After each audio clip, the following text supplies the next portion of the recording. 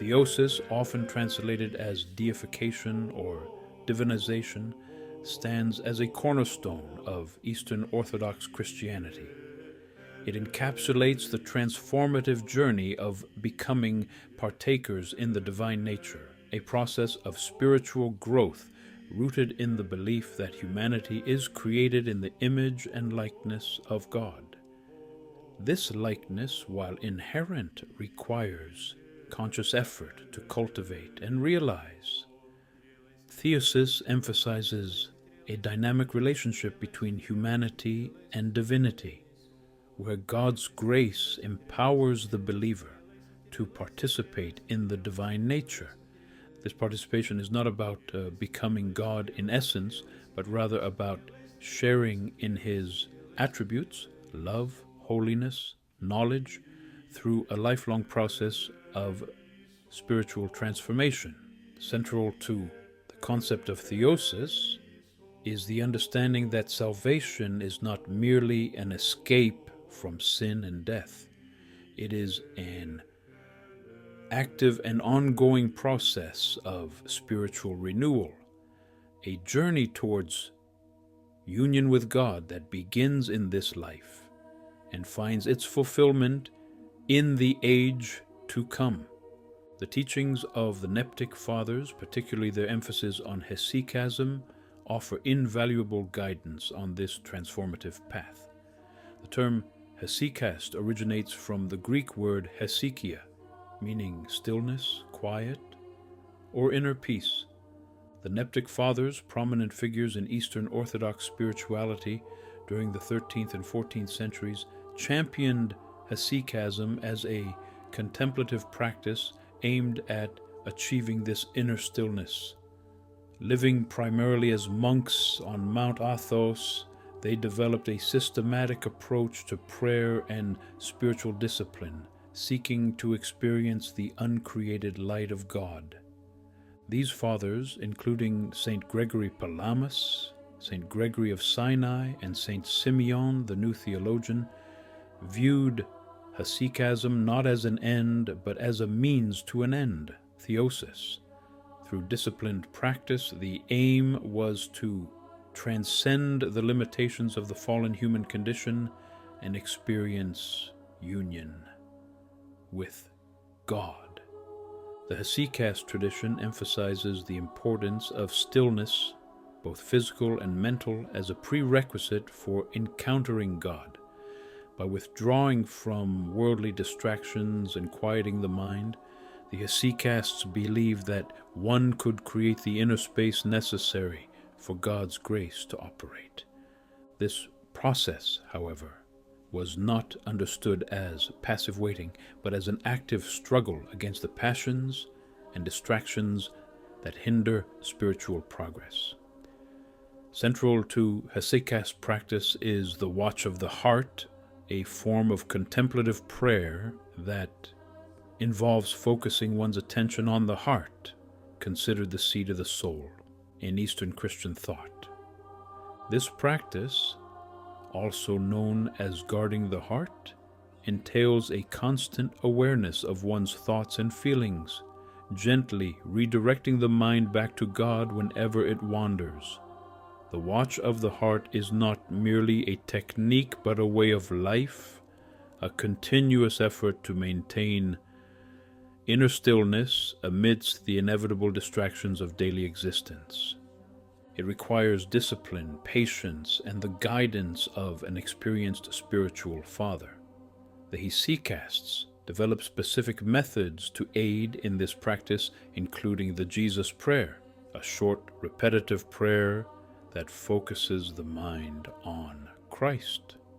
Be reciting the Jesus Prayer with focused attention. The hesychasts believed that one could descend from the mind into the heart, experiencing a deeper level of prayer and communion with God. The path of hesychasm is not without its challenges. The Neptic Fathers recognized that the human mind, particularly in its fallen state, is prone to distraction and dominated by what they termed logismoi, thoughts, images, and fantasies that can lead us away from God. These logismoi, often rooted in the passions, can hinder spiritual progress and prevent us from experiencing the peace and stillness of the heart. The Hesychasts emphasized the importance of recognizing and combating these logismoi. Through discernment, we learn to identify thoughts that lead us towards God and those that lead us astray. This process involves not suppressing thoughts, but rather gently redirecting the mind back to its focus on God. The struggle against logismoi is not a sign of failure, but an integral part of the spiritual journey.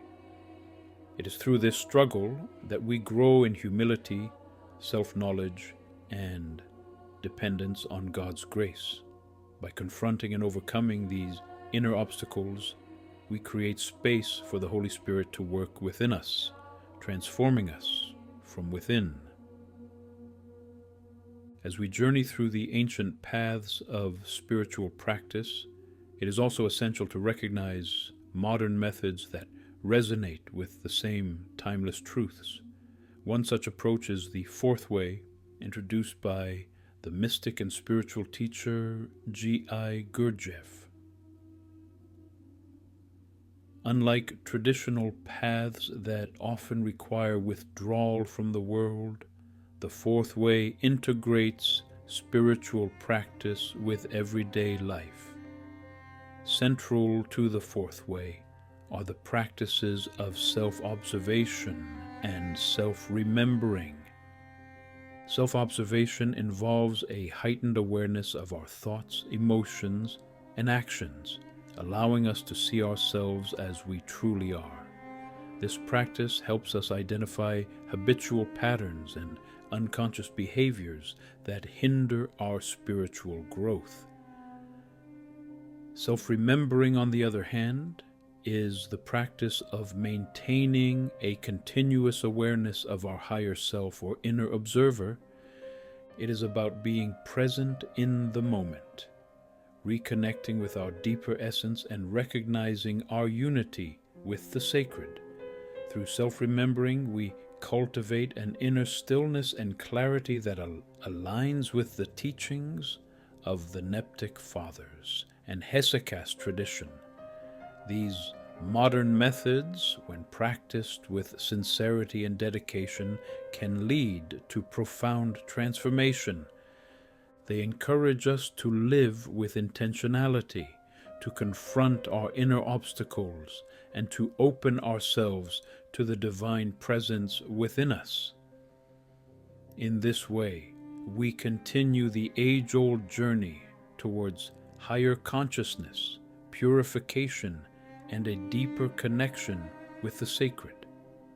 By integrating these contemporary practices into our spiritual lives, we honor the wisdom of the past while embracing the possibilities of the present.